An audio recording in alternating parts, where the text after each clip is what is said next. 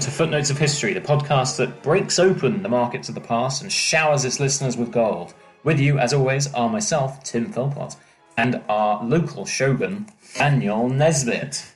Thanks for that richly undeserved promotion, Tim. That's okay. I'm just acting as the figurehead for this podcast today. So, you always think anyway, so so what are we discussing today, Dan? We're going to be talking about the Perry expedition and the opening of Japan.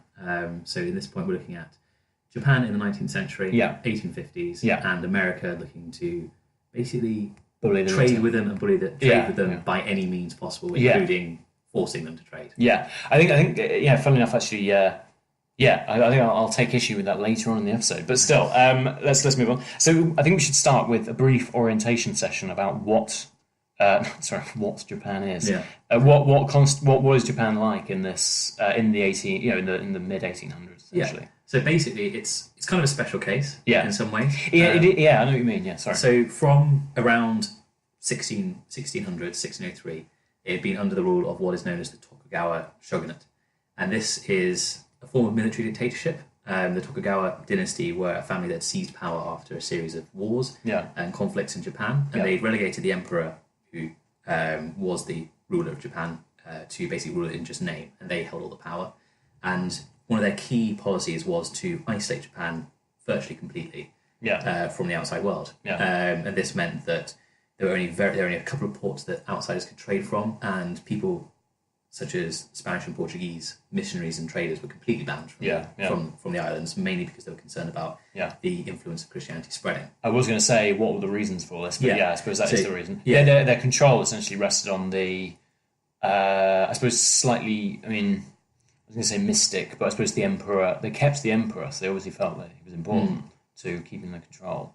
But they were. I mean, when we refer to it as a military dictatorship, but I suppose in a way, it's sort of still it's a very sort of feudalist type system. It's probably one of the it's a complete feudal society in many ways. So it was very rigidly structured. Most of the population would be peasants on land. Yeah, so basically you had the class system was completely rigidly in place. You had the lords at the top, followed by samurais who. Obviously, people know as they're kind of warrior class. And then below that, you had various level of commoners, traders, farmers, that type of stuff. So it's kind of like what you'd imagine. We all learned about it in school in England about the pyramid with the king at the top. Yeah, exactly. Flowing down. So very similar in Japan at the time. Presumably although with the next sort of there's the sort of shogun and then the emperor on the top. And so I think the main thing is at this point that we are talking about the 1850s.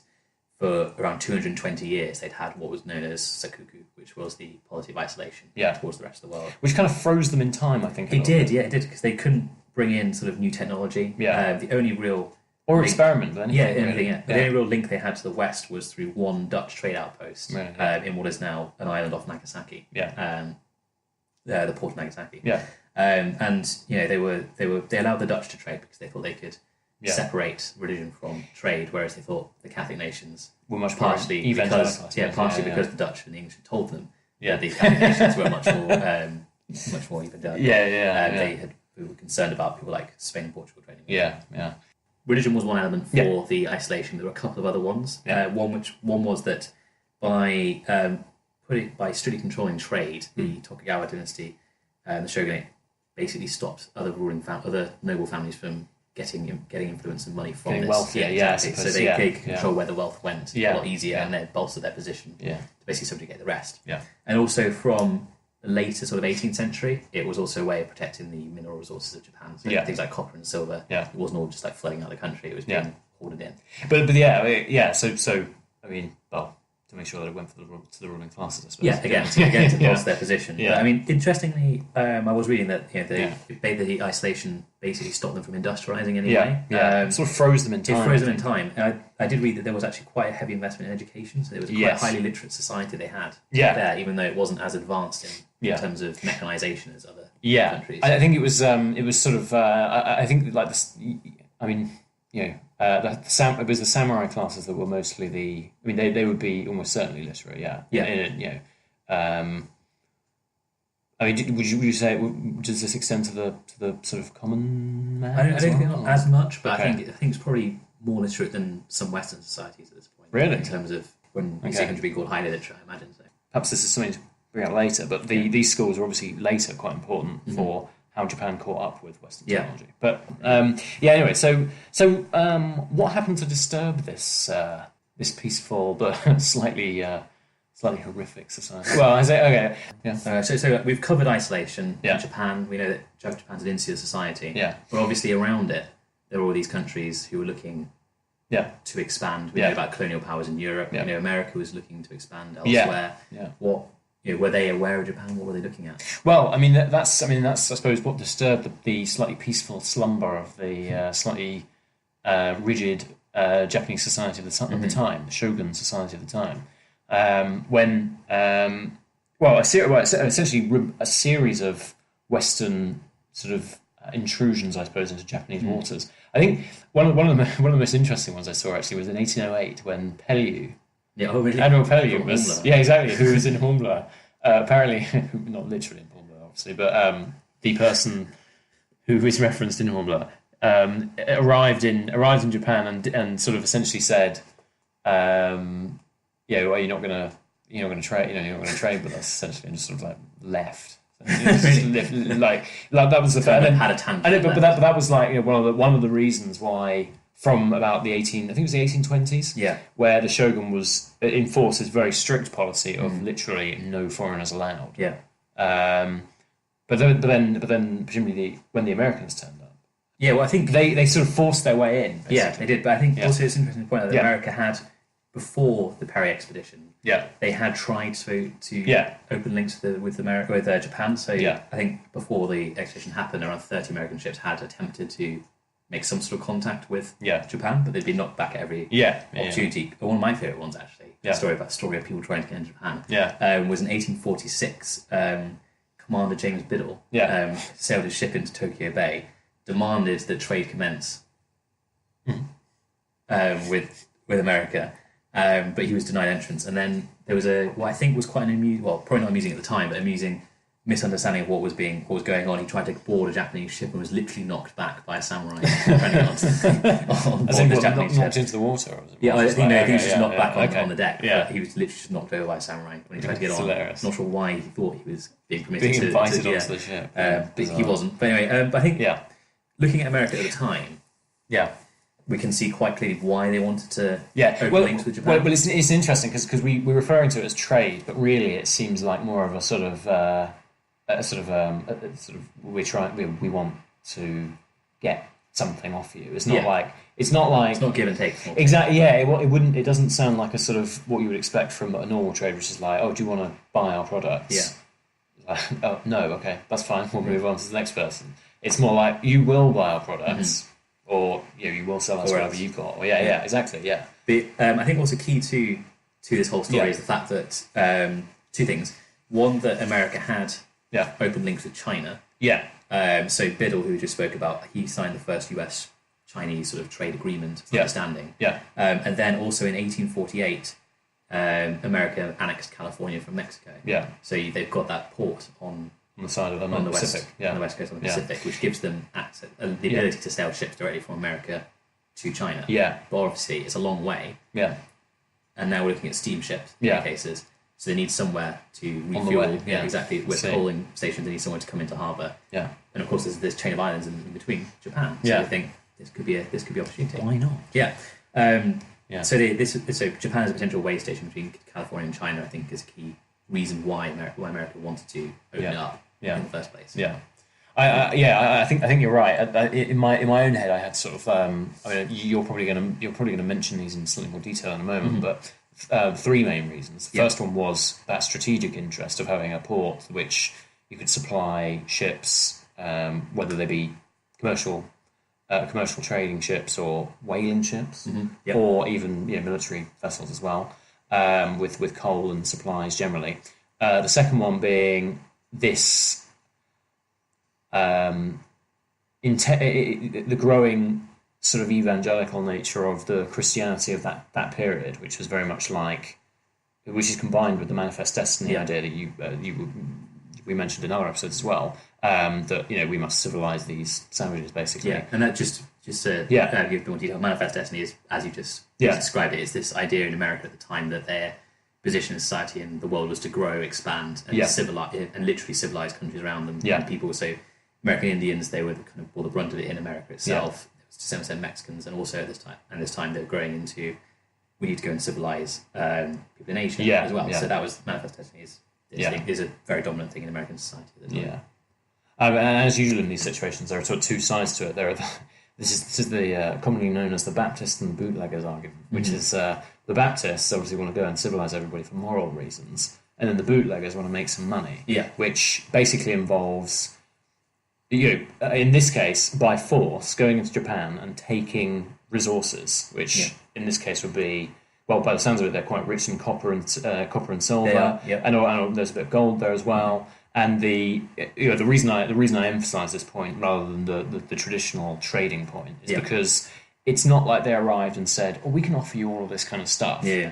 They arrived and said, "Give us your stuff, or we will shell your ports." Yeah, I think it comes across quite clearly in something that in the 1850s, the American Secretary of State, a man called Daniel Webster, he had a quote about Japan, which was that he claimed that God had placed coal in the depths of the Japanese islands for the benefit of the human family. Yeah. So quite clearly from that, you can see that they are kind of casting good hungry eyes on Japan and its resources. Yeah. It's something that they want to take and to be used of. That's how essentially they would. I think that's the sort of the backbone of the view of trade, the mercantilist view of trade, which is we get the natural resources from somewhere like Japan. Yeah. Take them back to America. And in the process, obviously, we pay all of our traders, even though they're obviously not trading anything. And then we will process those things into manufactured products, and then export them back to wherever they came from. In the process, they sort of,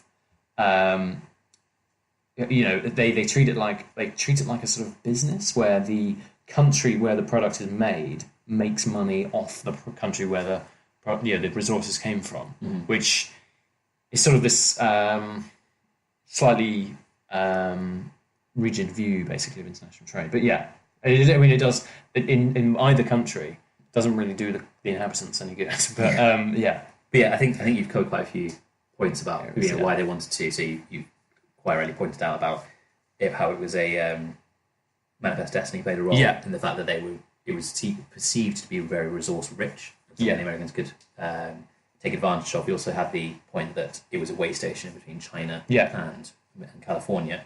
And two other bits that are quite important at the time are, you mentioned it briefly, American whaling ships. Yeah. So the whaling industry was becoming quite big for America in the Northern Pacific at the time. Yeah. And again, it was sort of thought that Japan could be quite helpful in this because it could be quite a good point where American ships could, if they got into trouble, they could come and take shelter in Japanese ports, or they could be resupplied in Japanese ports. Yeah. And similarly, if there was a ship, if they got wrecked, they then potentially sailors that survived could make it to Japan and be saved. But in sort of recent times where US ships and whaling ships had strayed in Japanese water, they'd been forced out. When shipwrecked sailors had turned up, they'd been basically imprisoned and hadn't been allowed to get back. So these are things that Americans wanted to change. So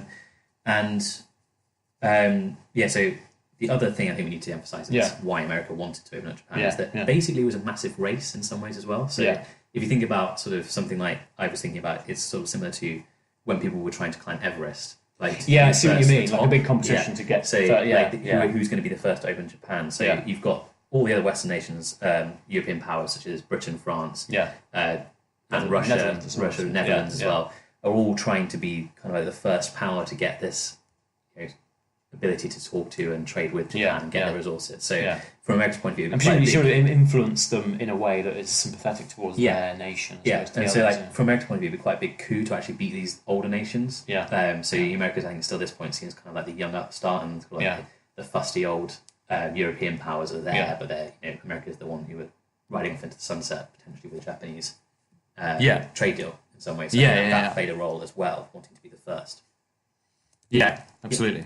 Did you want to move on to the ins and outs of the gunboat diplomacy of the period? So I think one thing before we talk about the expedition itself is quite important to talk about something that's called gunboat diplomacy. It was quite for developed powers, it's quite a popular choice, it seems. When dealing with what was perceived as less developed powers. So I think in the 1800s, Lord Palmerston, who was at various points British Prime Minister, practiced it on several occasions. And it's essentially the practice of taking either a ship or flotilla of ships from your country, which have obviously cannons, rockets. Well, it's the Navy essentially. Yeah, they go in and they turn up and they show sort of their might to this lesser developed power, be it in Africa, Asia, even in sort of around the Mediterranean. And it basically then they say, if you don't give us what we want, be it resources, ability to trade with you, ability to land our people on your shores, we will basically take it. So you have the choice of either resisting us or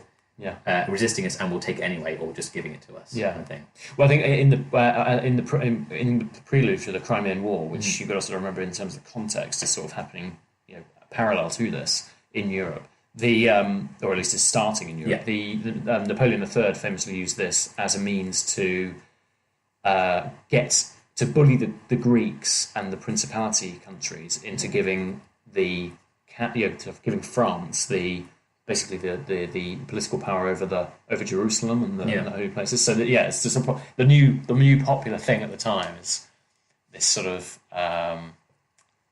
I suppose you call it. I suppose it's gunboat diplomacy. It's like a very polite term for it, isn't it? Bullying. Bullying on an international scale. Well, it's almost like the use of the newly industrialized technology to project power into less. I think, as you mentioned, the Greeks being the brunt of it at that point. They also bore the brunt of Palmerston sent a gunboat to Athens at one point because a British citizen had been, I think, assaulted by a mob, and then the government refused to pay him compensation. So he basically said if you sailed it into Athens and steamed it into Athens and said if you don't help this man, we'll start shelling. It's ludicrous. So that's gunboat diplomacy. I think this is in some ways the strategy America decided to adopt in this case. I think presumably similar in the Opium Wars. Is that exactly? The Opium was another example of it, and that was kind of like on a massive scale. That was gun diplomacy leading to actual wars. So we'll talk about the Opium Wars in a little bit, but whereas I suppose if the other side can't really put up a fight, it's not really a war. So that's why it's called. So.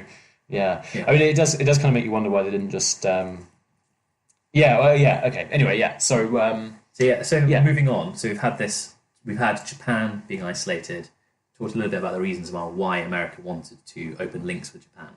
And I think now we've probably talked a little bit about how they went about that. Yeah, absolutely. So, my favouritely named American president, President Millard Fillmore. I don't know why I find it quite amusing. It is an amusing name. Yeah. So he was the president at the time. Okay. So this is when? When is this? This is we're looking early 1850s. Early 1850s. Yeah. So he obviously you have to think about America at the time. Internally, we're heading towards the American Civil War. Yeah. So within 10 years, the Civil War will be here. There. And so internally in domestic politics, there's already these massive sort of schisms between North and South. I think he was probably looking abroad to make his mark in some ways. Because he couldn't do a huge amount internally. He looking abroad, and he settled on Japan at one point. So he wrote a letter. I see. So he was seeing this as sort of like a political. I think sort of a step ladder to actually do something. Himself. Rather than being mired in sort of internal struggles. So he saw. He wrote a letter out to the emperor, which I think kind of shows in some ways America's lack of knowledge of what was going on in Japan at the time. So instead of addressing it to the shogun, he addressed it to the emperor. That's really interesting. That anyone would even think that would even be a thing. Do you know what I mean? It's quite interesting. Personal diplomacy. So within the letter, he assured Japan that there's no religious element to US expansion, because they knew that much, that Japan had isolated itself partially because of Christianity. He also then went on to claim that America wanted friendship and commerce from Japan, and that he wanted to establish coaling stations on Japan so that they could resupply ships. And he assured the emperor, or the Japanese, that if American citizens were allowed to come to Japan and trade, they would abide by Japanese laws. So he's kind of like setting out on one hand the fact that America would be friendly, and on the other hand saying we want this. But he's been quite clear. I think it's a sort of, I suppose it's in a way reasonable give and take. I think so. In this point, I think especially the respect for Japanese law and Japanese religion is an interesting point. He's definitely we'll come on to that later, I suppose. But he's definitely from a starting point. He's not from this letter. He's not really. He's not being sort of like blood and thunder or fire and blood. Saying that blood and iron. Sorry. But he went on to basically so saw it as an opportunity to, one, have his letter delivered, and two, take back some Japanese slaves that had been wrecked, and then hopefully allow the release of some US sailors who had gone to Japan and been imprisoned there. Oh right, they'd been shipwrecked. So it was almost like I was just sorry. I was going to ask you about that. So basically, some Japanese sailors had. I read that some Japanese sailors had been shipwrecked and they ended up in America, and they wanted the expedition to take them back and then hopefully bring back some US sailors who'd been shipwrecked in Japan. Yeah, that's interesting. Yeah, and so the man who was eventually put in charge of the expedition, after the first person had been removed from command, was a man called Matthew C. Perry. Yeah. And he was a Commodore in the American Navy. He served in the War of 1812 against the British and the Mexican-American War. He's also known as the father of the steam navy because he had encouraged the use of modern ships. Oh, really? Yeah. He wanted engineers to be trained, and he'd started to train naval engineers as a big thing. Yeah. So he was a big modernizer within the Navy. Yeah. I think it's interesting because I think Americans were actually the first, the American Civil War was sort of the first sort of theatre, I suppose, in which sort of steam and those kind of ships were used in battle, I think. So it was like their baptism of fire was the American situation. Yeah. So, sorry, carry on. And then he was quite interesting because two things he did before he left sort of showed how he would act when he got there in Japan. So he read very widely, as widely as he could about Japanese culture and sort of history to understand how they operated as well as he could. And secondly, he insisted that he'd have his discretion and initiative while he was on the mission to use whatever power he could. It's such a bad idea. What happened to Biddle, who we talked about, who was knocked over by a samurai who demanded they open up, but they just refused. So he got assurances from the president that he could act kind of on his own initiative to use and threaten the use of force if necessary. Yeah. And so he was tasked with taking the letter, trying to open up Japan, and then overseeing this sort of sailor exchange. Yeah. In some ways. Yeah. See. Yeah, I was going to say. So he was actually. So he presumably he was a career military man. He was. Yeah. So he started off in the War of 1812. So he's been in the Navy for at least quite a long time, 40 years or so. So he has that kind of attitude, I suppose. Also, here's a fun fact for you. Yeah. Right. So Millard Fillmore was the last Whig president of America. Really? And it's no, exactly. Yeah. But what's really interesting about it, the Whigs, when you say in Britain as well, the Whigs are quite. They sort of transform into the Liberals, and the Liberals are the first Liberal Prime Minister is Palmerston, who obviously we know as the gun. But that's the interesting point, is that basically he was like it's a change in political situation from being let's trade with everyone to let's force everyone to trade with us type of thing. So I mean, it's just a background point there. Palmerston was Mr. Gunboat. Yeah, exactly. Yeah, he is Mr. Gunboat diplomacy, isn't it? Yeah. So I think he probably invented the term, actually. I think. Or Lord Gunboat diplomacy, probably. But yeah, sorry, that was just a quick fun fact. But then the next president, who is basically in charge throughout this short period, was a military man. So he obviously had a similar attitude to Perry. Obviously Perry had been given the instruction to act with impunity anyway. But it's just an interesting background. Sorry, carry on. Yeah, no, Perry set off from America. Interestingly, in fact, when I started reading about this, I assumed, kind of in my ignorance, that they sailed from California. Right. But they didn't. They sailed from the East Coast, which makes more sense. Because California was still, they'd only had it for about a few years, and they probably didn't have the naval infrastructure. Yeah, I was going to say there's not a lot there, is there? Yeah, and I think they sailed from the East Coast of America, and then went through places like they went to St Helena, they went to South Africa to visit Napoleon. It was great. Then they went through places like Sri Lanka, Singapore, and Hong Kong as well. So it makes sense that they sailed that way, because if you sail across the Pacific, you've got nowhere to. As the Americans needed Japan, they had nowhere to really friendly ports. If there's any sort of storms. But going the other way, you have like a chain of ports you can call into. It must have taken ages. It did. They set off in November. And they arrived in July. So in November 1852, they set off. They arrived in July 1853. That's bad. So it's a long voyage they had to go through. Yeah. And this is a flotilla of 8 ships. So you had 4 steam warships. Yeah. 3 sloops, which are smaller kind of supply ships in some ways. Yeah. Support vessels, and then one ship was just described as a battleship. So but presumably not a steam one. I was going to say it's quite rather than it doesn't sound like a normal trade mission, doesn't it? But I think it was a trade mission, but set by the fact that we are showing off our power, kind of thing. We'll do whatever's necessary. And so, like, when did they visit anywhere else on the way, or was it more like they just sort of passed by? Well, they called in at all these ports. But they didn't say. stop anywhere and say, trade with us. So they visited in between Japan, Taiwan and Japan. There's a chain of islands called I'm probably getting this pronunciation wrong, but it's called the Ryukyu Islands. Yeah.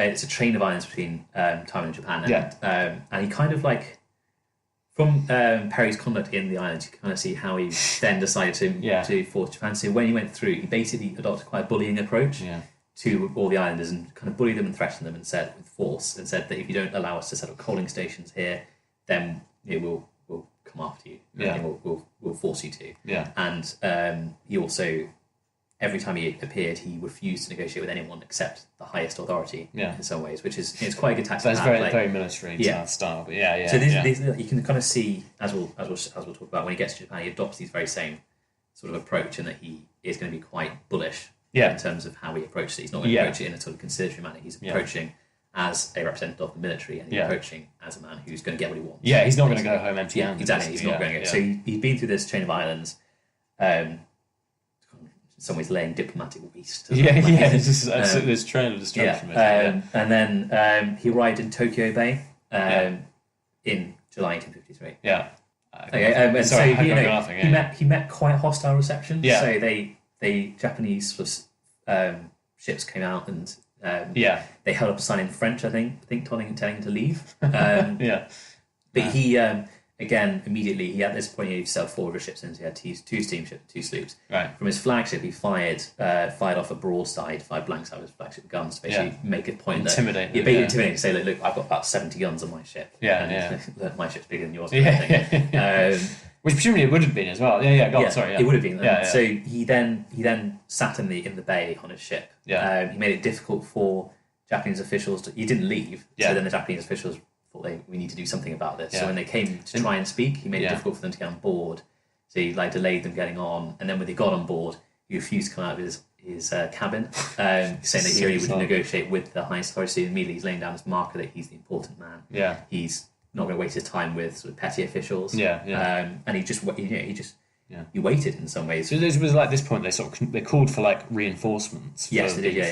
From the various shogun armies, but there was like sort of because they were based in different areas of the country, they didn't arrive in time. And so I think you can imagine the panic that set off. I can imagine. You've been isolated in this aliens basically arrived in our territory. You might have heard a few snippets of information about what's going on the outside world. But then suddenly these massive ships appear in the bay, fire off a broadside. The commander basically says he's not going to negotiate with anyone who's not senior enough for him, and no one seems to be senior enough for him to negotiate with or talk to. And eventually, he then also, when he did speak to their representatives, he threatened that if they didn't take a letter to the capital and the shogun, he would land with his troops and march to the capital to deliver the letter. That's very nice. So when he gave the letter, the letter from the president, letter describing America's intent, was eventually handed over to a samurai in the service of the shogun, so in the service of the shogun.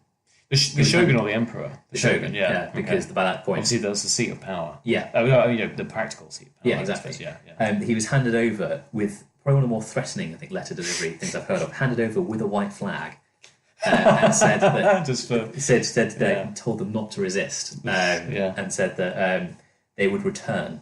So he was allowed to land, give the letter over to the samurai with the white flag, and said that if they didn't return, they would return for a reply, and if they didn't get the reply they wanted, basically, there would be trouble. So he left 3 days after delivering the letter. So he left on the 17th of July. So he'd been there for a couple of weeks. He'd been sort of there, kind of causing havoc and terror within this small bit of Japan. And then it's kind of horrific in a way. I mean, what could they do? Exactly. This is another one of my questions. It's obviously it's sort of a kind of combination of they didn't want to actually take over, and I suppose they did subjugate Japan basically, didn't they? But I think it's one of the things you don't want to, if you're another power, you don't want to invade another country and take it over. It's quite expensive. You can avoid it. It's expensive, and also then you unite the population against you. Then you're always going to be occupying power. And it's going to be a lot harder to actually leave your mark. Whereas if you kind of subjugate them from the outside, you don't have to spend all this money sending people to occupy them. It's quite a sort of satellite state situation. In some ways, but Perry turned up. He'd used quite bullying tactics to deliver this letter with the Americans' demands. Yeah. And then he sailed away. Yeah. Or steamed away. Yeah. And he left the Japanese with these list of demands. Should we talk a little about what the Japanese did? I think it's important to emphasise how different this is to the letter previously. Because, Because there are three, aren't there? Because there's this one. There's the first one which you were talking about, where they were like, "Oh, we'll respect your laws," or "We're there," etc. And then there's this one, which is like, say, not really a commercial treaty, more of a demands on strategic interests. And then there's a third one which we're going to discuss in a minute. But and I think the interesting thing at the point in terms of Japan at the time is soon after Perry arrived, the ruling shogun died. So not only had the Americans arrived and thrown them into a bit of chaos, their ruler died, and he was succeeded by quite an unhealthy son who was still quite young. Right.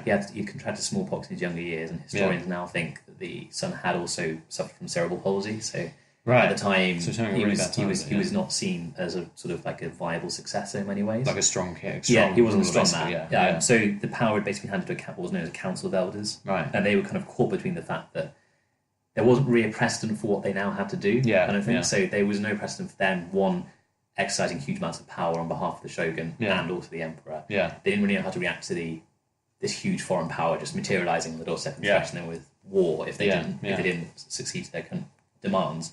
So they took kind of what I think was one of the first times they did it. They kind of like did basically it was like a poll of all the lords in Japan. It was quite evenly split as well. With 19 of them strongly in favour of accepting all demands. 19 being against, saying we should resist. So I mean, as I said, there's a split between sort of those in favour of war and those against it, and then there's also a few it was like half in favour of accepting and half fervently against accepting. Basically. And then there was some in the middle saying that they were concerned about war, but not really sure about which way to go. It's like they're sitting on the fence. And there was two that actually said we'll just go along with whatever decision is taken, so being no help. Situation. Well, showing some leadership there.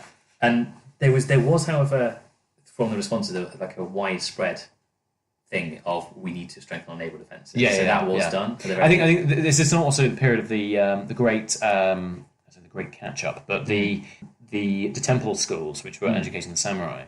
Part of their curriculum, which was sort of more and more coming into practice since the early years of the 19th century, because of the contact with Western, bullying Western powers basically, or at least hostile Western powers.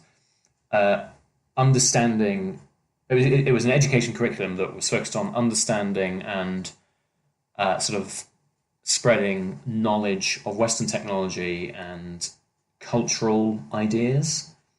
It wasn't anything like, we started. It was sort of, I used the phrase I used earlier. It was like a safe space for discussing these basically heretical concepts, which the shogun could sort of keep compartmentalized. So they were aware of them. But they were only aware of them in the sense that they would be applied to foreigners rather than applied to society generally. Which I think was sort of storing up this problem for later. But anyway, this sort of it comes into force in earnest basically from this point onwards. So I think as you pointed out in Japan, there's some elements about moving forward at this time. Council of Elders are kind of a little bit paralysed about what to do. The show is like everything is going wrong at the wrong. Everything is going wrong just at the wrong time as well. So like in the show, there's no strongman ruler. The Council of Elders know what to do, but at the same time, there's some movement about moving forward in society. At the time. And from that sort of perspective, maybe we should talk about when Perry returned. Absolutely. So basically Perry returned. How much later was this? Well, Perry returned in February 1854, so a couple of years. Okay. So he about 6 months later. Oh, 6 months. Well, he left in July. Of course, he went to China. And came back in. Presumably did the same there. And then came back. Well, they'd already.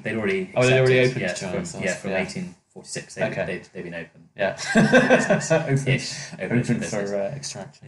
And then he returned. He returned earlier than he wanted to because from a couple of factors. One of the Russian. So he knew that. This is nearly the Crimean War, I think. Oh, it is the Crimean War now. The Crimean War was happening. But he had realised. Well, he'd heard the Russians had also sent a fleet to Japan. Just after fleet flotilla. Just after he'd left. To attempt to basically do the same thing, force the Japanese to sign a treaty. So he knew that he was in direct competition with the Russians now, so he had to act. Also, he'd heard that the British and the French were preparing to send representatives with him, so they would be there if he delayed further. The British and French would turn up and basically try and steal his thunder, steal America's thunder. So he had to go quickly. And they didn't. So he didn't want America to lose ground to Britain and France.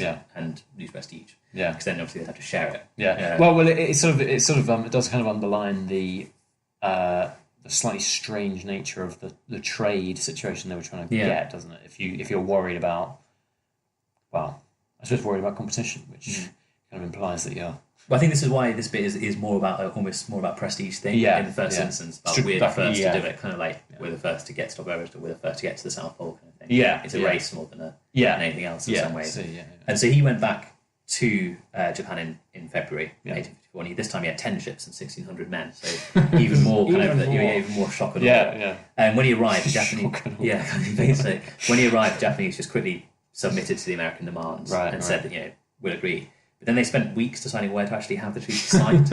And Perry then threatened, because he got sick of basically going back to forth, and he threatened to leave and return with 100 ships to basically force the Japanese to submit. And one thing that was quite amusing about this, America didn't actually have 100 ships in their navy. But should we talk about the Convention of Kanagawa, which was what came out of this? Yeah, I think so. Yeah, I mean, so the convention is essentially more of a strategic treaty than a commerce treaty. Yeah, it was a sort of a stepping stone to later, I think. So it laid down the 12 articles that basically, in effect, guaranteed there would be peace between America and Japan. The ports of Shimoda and Hakodate were opened to American ships, and this wasn't specific to trade; it was for them to come and bring on resupply, repair if necessary, and gather provisions. So American ships would be able to do that on their way to China or wherever else. It allowed American consulates to be established, which is quite a big thing because obviously Westerns hadn't been able to do this before, and other parts hadn't been able to do this in Japan before. And it gave assurances that any shipwrecked sailors or imperiled ships would be helped rather than imprisoned or forced away. And I think. Kind of like funnily enough, that's actually sort of like the basics, isn't it? Really, it's not like you wouldn't. Obviously, Japan being perhaps understandably hostile towards foreigners, it's like these obviously were not things that were happening already. No, but it's like a stepping stone. I think the most important one in some ways is the fact that it contains what's called a most favoured nation clause. So it was basically that if another Western nation, came and negotiated a better treaty with Japan, all of the treaty clauses that were better than the ones that America had signed would then be applied to America as well. So they're always going to remain at least on par with all the other powers. I think that kind of thing doesn't. I mean, this is basically a piece of paper, and they've managed to get it by force. So if America turns out to be, I mean, so say they did treat the French or the British better than the Americans in terms of trade. What is America going to do? They're going to turn up and start shelling the place. And then presumably the British and French would come back and be like, "Oh, well, we're not the most favoured anymore, so we might just come back." I think that's like the hell that these nations are trapped in. Bullying Western powers, just like rampaging around the planet. It really is like. I mean, you just I don't know, Yes, I think it's like in sort of we all think about as medieval times being really uncivilized because you would have sort of the law to turn up and extracting by force these, the resources from the local peasantry, something like that. But this is literally it, but on with a more civilized face. I think calling it trade is a mistake. Oh yeah, definitely. It's trade but through fear. It's not an equal-sided partnership. Sorry, I think we should. Are we gonna? So that is. So we covered the convention. Yeah, I mean that effect is the end of the expedition. So Perry got everything he wanted. Really, in effect, he'd opened up Japan. He'd got them onto this footing where they could send an American consul to be there and be permanently based there. He got them as a way station for American shipping, and he got them to agree to help American ships and shipping if it was got into trouble.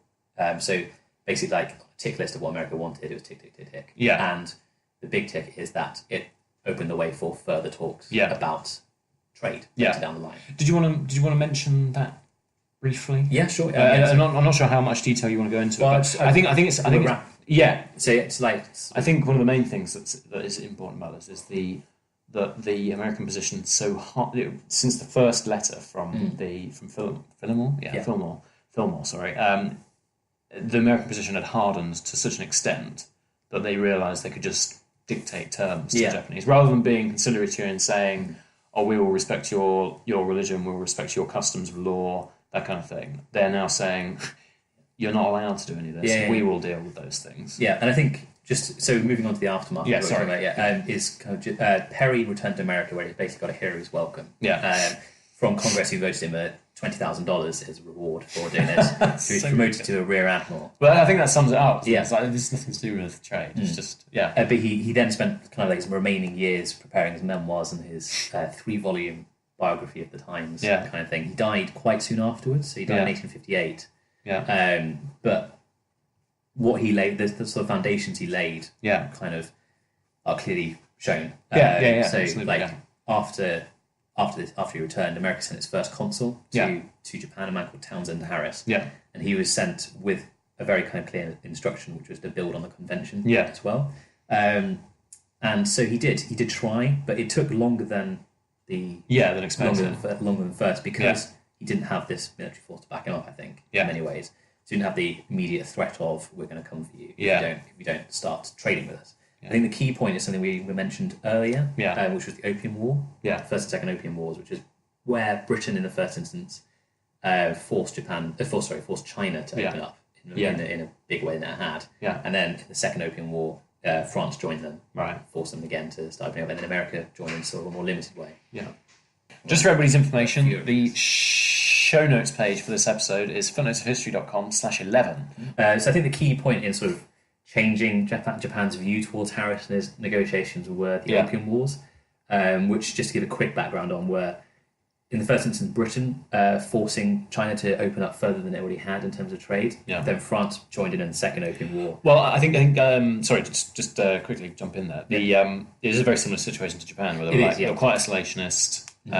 Essentially, Britain and France were like, we need this. And they had opened up a little bit beforehand because America was trading with them. And but they wanted more access. Well, I think in some ways you can understand why some trading would occur, because obviously trade is supposed to be between consenting individuals, whereas obviously in a broader sense, if the state knows that you're trading with these barbarian foreigners, then you will probably be executed or something. And I think so we had when it came to the Opium Wars, it was Britain and France. Britain and France in the Second Opium War, and then later on in the Second Opium War, America also joined into a limited extent to basically force more access to Chinese markets and Chinese products and stuff like that. I think we should definitely do an episode on that. I think we will. I think it's quite interesting. Maybe this whole period of kind of like, I think also like colonialism in Asia is so much less understood than less talked about than colonialism in Africa. I think because it happened quite differently. Whereas in Africa, the sort of overarching thing was the European powers would come and then they would sort of settle there almost, and then rule directly in the colony. Whereas in Asia, it seems a bit differently. Like they don't always. Obviously, you have India, which is a bit different. When obviously the Britain did take over fully, but also like places like China, Japan, Korea, as other places, there was kind of subjugation going on. It was kind of by an arm's length, by proxy almost. So I think it's quite it's less talked about, isn't it? But I think my theory is partially is because Asia's bluntly further away than Africa, and it's a lot harder to actually get troops out there to do the work of taking over. I think also, as we sort of mentioned in the Great Trek, there are bases in Africa for quite a long time that are traditionally there as European bases, whereas obviously in Asia it's nothing. That's good. But I think it's definitely something we can look into more, I think. But anyway, so you have the Opium Wars, which in many ways persuaded Japan that actually, if we don't let the Western powers trade with us, if we don't open up further, there's going to be a war and we'll lose, kind of thing. And they're going to be relentless and not going to stop until they get what they want. So in 1858, the Harris, what was known as the Harris Treaty, was signed. I would say as well the relative power of the Western European powers at this time is just ludicrous. They're almost.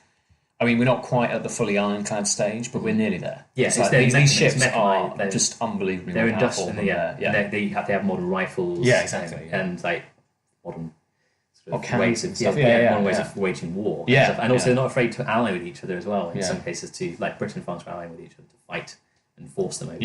So they're not afraid. It's not you might just face one in the first instance, but then progressively you'll face more and more. You put a resistance. But so the Harris Treaty was agreed in 1858, and this is the natural successor to the Convention of Kanagawa. Indeed, So it mandated that foreign citizens would be tried in their own countries, crimes committed in Japan. Because there was a sort of skepticism in the West of the Japanese legal system and how they treated. Plus, also, I think a little bit of as I mentioned earlier, a little bit of liberty is taken because that's the complete opposite. It's complete opposite to what they said during the letter, the original letter. But this could be complete 360. Yeah.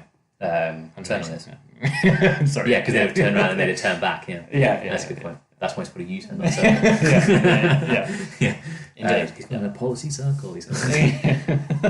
Anyway, it's a bit more humiliating than U-turn, isn't it? Because you turn on yourself and twice. You turn back. Yeah, exactly. But anyway, they didn't do that. It was 180. Yeah, it was 180. So it also allowed American citizens to settle and establish their own religious sites in designated areas in Japan. So again, it's going back on 220 odd years of policy in Japan of stopping Christianity coming in, of stopping Western trade overwhelming them. It's allowing Americans in. It fixed low import-export duty in Japanese ports. And also these would be revised on the advising of the international powers rather than Japan itself. We should I mean, I don't want to go into too much detail because it's a bit of a crisis because basically I just want to reiterate that story about the gold and silver. So Japan had a sort of centralized sort of official exchange rate of 1 gold piece to 5 silver pieces, whereas the international exchange rate was 1 gold piece to 15 silver pieces. So all these European kids were turning up with all their silver and just running off with loads of gold, basically. So that was like sort of like a minor a panic that occurred within the shogun at the time. But go on, sorry. It's kind of like their worst nightmare anyways. Like all they've been trying to protect, their natural resources and stuff, now just being just extracted. And then I think something also worth mentioning, it opened up more ports to the Western powers so they could come in more areas to Japan.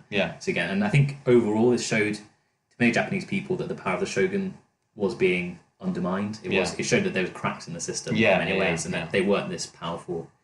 The Shogunate system wasn't this powerful entity that it had. I think it also had some mysticism was broken. I think this because the Western studies bit in the education system, the education establishment was, I think, potentially also another. There's no hard evidence that this definitely happened, but I can see why people might start to question. Well, maybe this is, maybe this does. Well, I think this does draw into question what the shogun is trying to do. It does. You see it everywhere. Like in terms of looking back, it's a completely unrelated period of history. But in the Falklands War in the 80s, after the Argentinians were so sort of comprehensively defeated, the junta in Argentina fell quite soon afterwards because they'd just been humbled internationally, which is similar to what's happened here. This power had been shown to be greater than them, and the people internally see that actually the regime in charge isn't this pretty incompetent? It's not this mighty thing that they were making themselves out to be. And I think this is exactly what happened here because, as we've seen, the internal structure in Japan changes. Yes, well, the Boshin War, which is sort of like the period very shortly after. I think there was like a series of earthquakes as well, which is like everyone was like the gods, the gods are displeased at the shogunate's conduct, basically, and the sort of loyalist forces to the original emperor, who was currently a figurehead during the whole period, rather than actually in power, seized essentially control back from the shogunate, and re-established the emperor as the main seat. The imperial court became the main thing again, rather than. So and I think it gave the, as you say, the lords an opportunity to actually act. I think also there is another point here that you raised earlier, was that the trade actually allowed them to, accumulate some wealth at the, whereas previously, obviously, the shogunate was in charge of literally everything. Mm-hmm. They would be the ones who benefited from anything that happened in terms of wealth accumulation in the country. And now it was happening independently of their control. So they were losing out, I suppose, but they were staying. Yeah, absolutely. And equally, because there'd been this support for strengthening naval defences, there was a rearmament in society anyway, which contributed to this fact that there was a footing to actually rise rebel, up anyway. Basically. So I think 1868 is what I've got down as when the Meiji Restoration happened, and when the emperor. It took a while. It seems to take a while, but I suppose it's quite a long drawn out process. You did, and I think they had to literally break the power of the shogun completely and force his forces. I think they eventually, I think some pro-shogun forces went off into another bit of the islands and tried to keep power there, and they were pushed back and back. remnant. Yeah, exactly. I was wondering about because it's interesting what you're saying about the dates. So if the American Civil War might have distracted some of the Americans. Capitalists. Well, capitalists is questionable, but imperialists, shall we say, distracted them from Japan for a while, giving breathing space for the loyal imperial forces to take back control of for the Civil War, basically. Yeah. Interesting. So I think, just to round off, firstly, do you have any further reading for people to do? Perry's memoirs are probably the first port of call, so to speak. Just for the initial framework of what happened, even if you might see it from a slightly more elevated moral perspective than we have been. I mean, that's exactly why I'm seeing it. He's as I said, 3 volumes sort of memoir on his expedition and his 3 life. volumes. And I think it's quite an interesting one because I think it's still kind of in many ways like access to.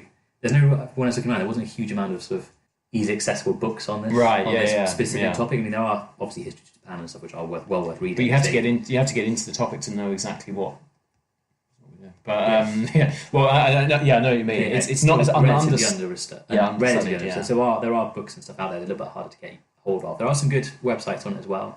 Good pieces on it. So look at the internet first. Have a look at there. There's some good bits on the American sort of state archives as well. With the original letters from the president and things as well.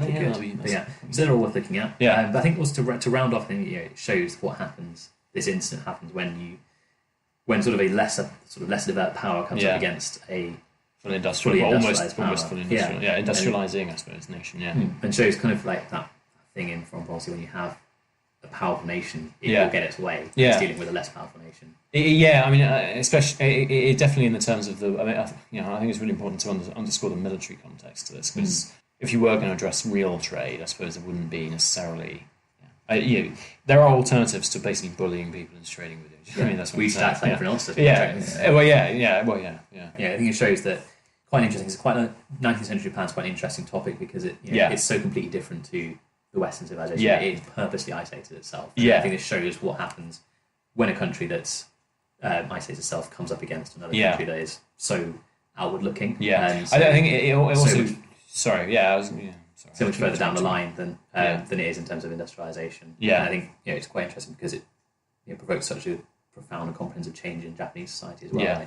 Literally, the Shogunate fell just over 10 years after the Americans turned up. So it shows very clearly that the Americans got exactly what they wanted. And Japanese society was changed kind of irrevocably. And I think in some way, I mean, one might even make the argument the isolation may have made it worse because obviously in conducting trade and association with Western powers, Japan would have been open to newer ideas and new, in terms of defending itself. The industry is obviously essential. I think that's the key. And it would not have suffered such a massive structural. It would happen almost like for certain. It would have happened completely different if they had for 200 years been open to this like vast sort of industrialization that was happening and like progress was happening in other countries.